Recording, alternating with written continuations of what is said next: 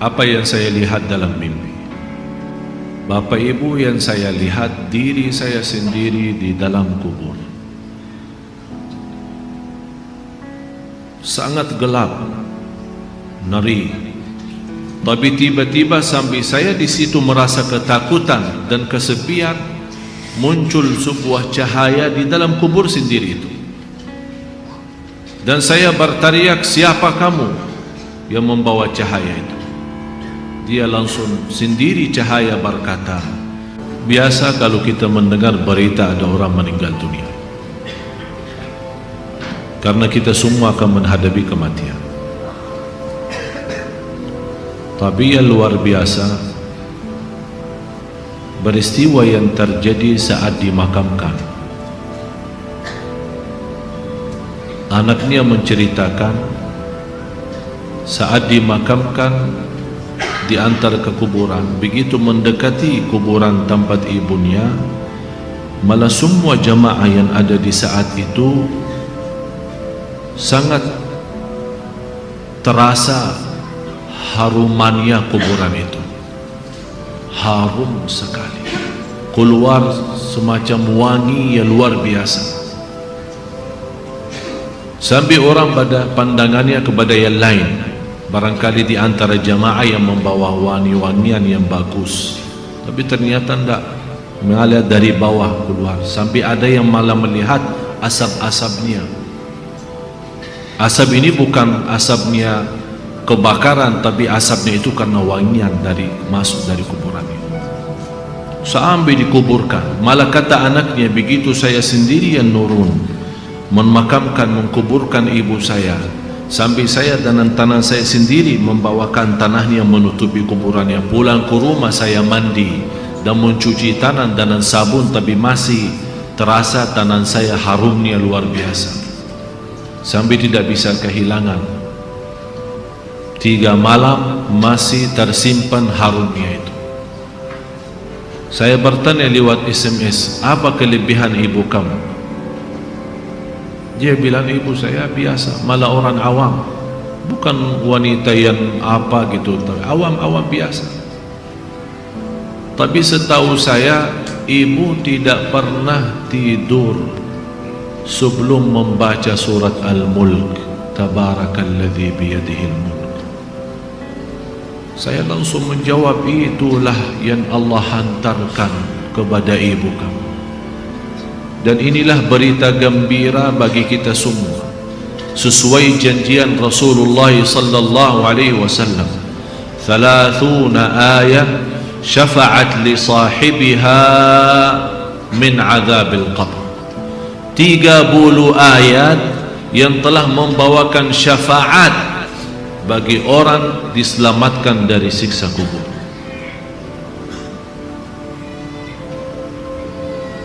Dari situ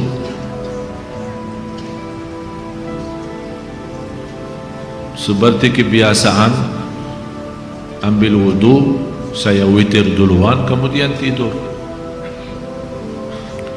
Apa yang saya lihat dalam mimpi? Bapak Ibu, yang saya lihat diri saya sendiri di dalam kubur.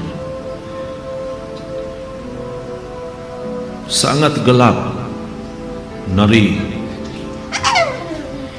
malah terasa seramnya luar biasa, sampai tidak bisa saya bayangkan di saat itu.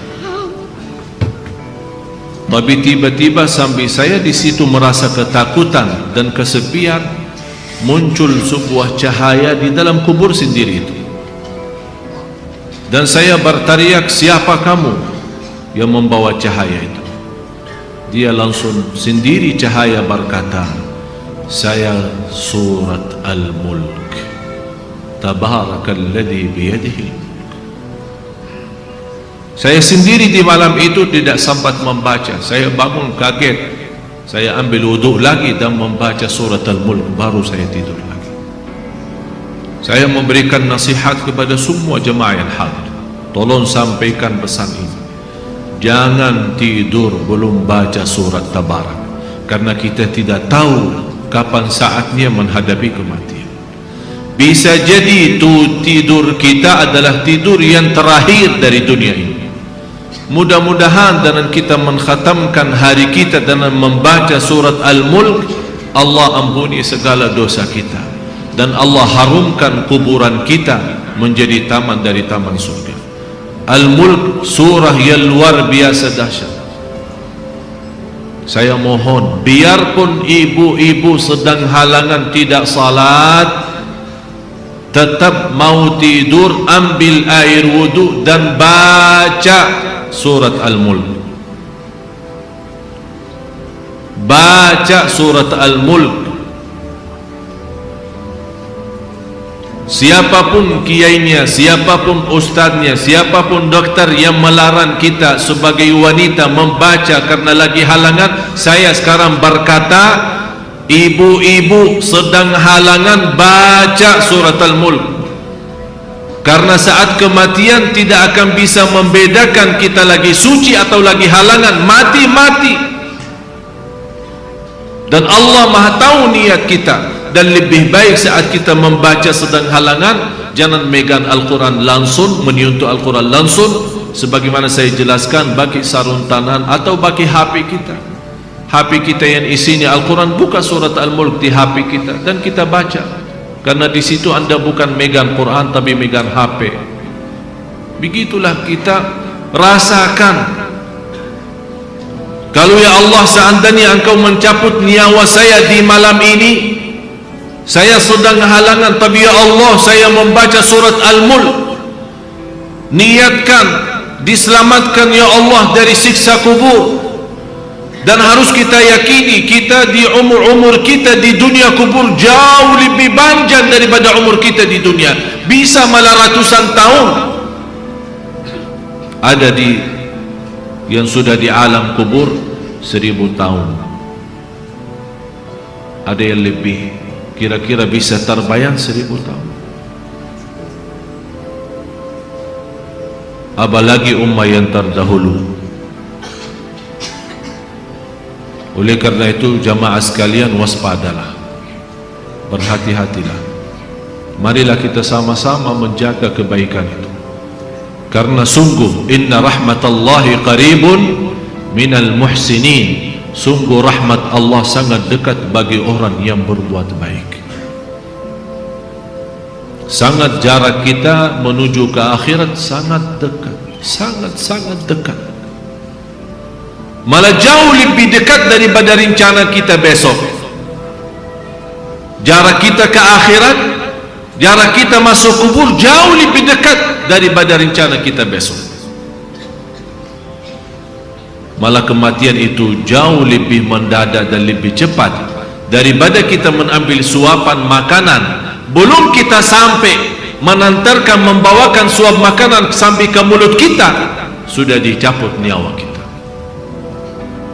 Jauh lebih cepat itu. Oleh karena itu marilah kita sama-sama semua kita punya salah, punya kekurangan. Apa yang kita senang melihat nanti di hari kiamat, jangan perbuat. Apa yang kita ingin ketemu nanti di hari kiamat, silahkan.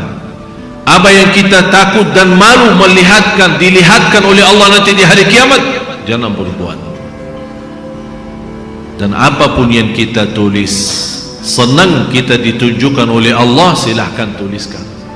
Kalau kita malu dilihat nanti oleh umat manusia dan dilihat oleh para malaikat yang menjadi saksi, jangan tulis macam-macam. Apalagi sekarang terlalu gampang dosa tulisan itu, gampang sekali. Dan HP yang sekarang ada, malah sudah kita megang menjadi tasbih kita, mengganti tasbih. HP, BlackBerry, WhatsApp, SMS, lain-lain. Saya setiap hari hampir terima 100 SMS. Ada yang bertanya, ada yang macam-macam. Dan hanya saya yang balas, ya Allah doakan, jangan menjadi titik tulisannya SMS ini menjadi beban nanti di hari kiamat. Ya Allah ampunilah mereka semua. Itu yang saya doakan. Walaupun saya tidak balas berdoa, tapi Allah yang Maha tahu apa yang saya doakan untuk orang yang kirim SMS atau WhatsApp atau apa saja. Oleh karena itu jamaah sekalian, hati-hati. Bukan masalah sama saya, tapi masalah kita sama Allah. Selalu saya menyampaikan dan mengingatkan kembali, jangan lagi berkata saya tidak enak sama ustaz, saya tidak enak sama keluarga, saya tidak enak sama jamaah. Rubahkan kata itu, berkatalah saya tidak enak sama Allah, saya tidak enak sama Rasulullah sallallahu alaihi wasallam. Kalau memang kita ingin diselamatkan oleh Allah di akhirat, bagi saya dunia ini biar kita susah sepanjang hidup kita sampai mati susah, masih jauh lebih ringan susah dunia daripada nanti susah di akhirat. Harus menjadi tujuan kita akhirat, bukan dunia. Akan Allah datangkan dunia dan akhirat.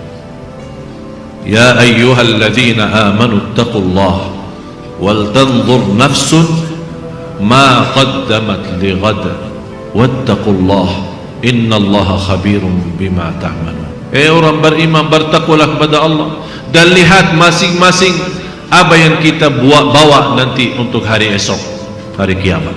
Bertakwalah kepada Allah dan jangan-jangan wala takunu kalladzina nasullah, jangan-jangan menjadi orang yang melupakan Allah, akan Allah lupakan kita.